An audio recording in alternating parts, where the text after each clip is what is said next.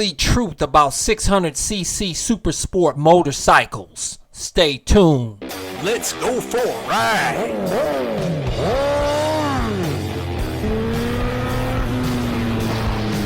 This is my most favorite helmet ever, ultra lightweight carbon fiber helmet that comes with an auto tint shield, my motovlog camera, airbag vest to help keep you safe. All of my gear, I always include links in the description and comment section of my video. Very few of you now ask me, CycleCruza, you know, should I go to a 600 before going to a super bike? Hardly any of you guys ever ask me that anymore. I got over 970 videos on there. I get comments, tons of comments every day. And very rarely do I get that question asked anymore. As where in the past, I got that question all the time. That's why I did that video why you shouldn't start on a 600cc Supersport. And I did one why you shouldn't start on a CBR1, a liter bike. But I don't get that question anymore, man. They don't ask me, nobody asks me. You know why? Because Supersports and super bikes, or aka rockets, are becoming irrelevant now for street riding, because they have so many awesome choices in street fighters now that weren't available back in the days. You know, when I first started motovlogging, or when I got back into motorcycle riding, as a starter bike, the main two choices that most riders were choosing from was a Kawasaki Ninja 250R or a CBR 250R. Those are the main two choices. Or if you were you would start on a Rebel. I'm just joking, man. I'm just joking. I'm not hating on the little Rebel. It's a cool little bike too. Or even your little Grom. Now that's funny. You do starting on your little Grom. But hey, I'm not gonna hate on you. As long as you have a good time and you enjoy it, that's all that matters. But anyways, so them days are gone now, man. Because they didn't have the Super Nakeds back then, really. If they did, one or two, and that's about it.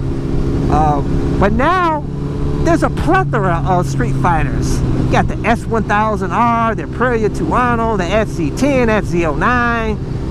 You got the FZ07. You got this Kawasaki lineup of street fighters. You got the Suzuki lineup of street fighters, a 750, 1000. They got the small bikes too. You got BMW, I think, that's coming out with that has a small street fighter type of bike. You got you got the CB500X. The list goes on and on and on to these awesome street fighter bikes. And you know what? You don't need these rockets, are really irrelevant. The main pro that I had for getting a rocket was you had the best power to weight ratio, because these bikes are lightweight, they're powerful, and they're fairly inexpensive. But not inexpensive to insure for a lot of people. For me, it's still fairly cheap because I'm here in Ohio, and I'm over the age of 25. So it's cheap out here if you're over the age of 25 and live in Ohio. I pay, I think, $500 a year, but a lot of people are paying, if you're under 25 and you're like in Florida, you expect to be paying like freaking probably like $2,500, $3,000 a year or something crazy. So that's why, you know, a lot of people are going to the street fighters, because they're cheaper to insure. But yet the bikes nowadays, they have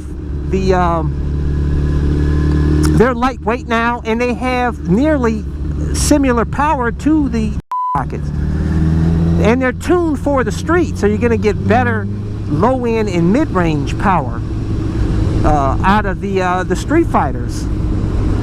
And also less fairings. These fairings are really annoying when you want to do maintenance on a bike to take off and put on. I really dislike taking fairings off.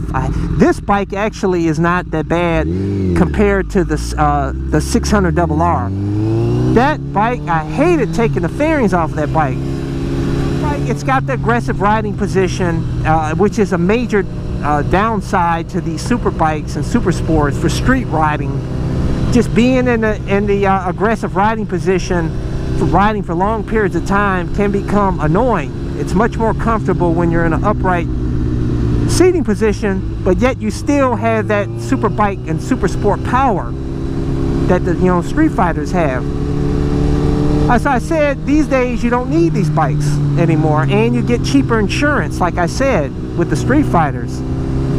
So, and a lot of people, the only argument that I would say for getting one of these, rocket, is if you are a regular track rider. You ride at least once a month.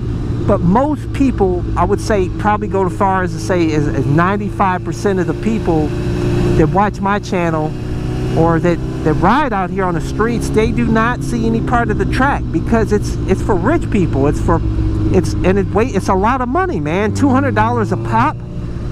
And not only that, you have to buy $2,000 in gear at least. You put the helmet, the full one-piece suit, or even a two-piece suit, boots and everything. It's going to be at least $2,000. I mean, a lot of people, that's a lot of money to a lot of people out here that are working to make ends meet, that's supporting a family.